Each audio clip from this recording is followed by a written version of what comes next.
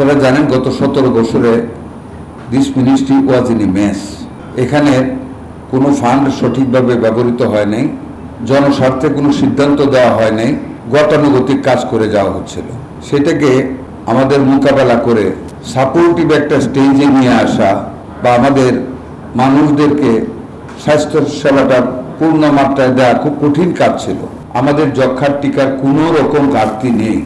আগামী জুন মাস পর্যন্ত আমরা আমাদের যে ভ্যাকসিন স্টক আছে পেরিফেরিতে, মানে গ্রাম এলাকায় এবং আমাদের হাতে, আমরা সম্পূর্ণভাবে আমাদের ভ্যাকসিন কার্যক্রম বিনা বাধায় আল্লাহর মধ্যে চালাতে পারবো। মাঠ লেভেলে আমাদের ম্যান পাওয়ার আছে, আমাদের টিকা কার্যক্রম চলছে। এই যে নিউজটা আসতেছে, এই নিউজটা একেবারেই সত্য না।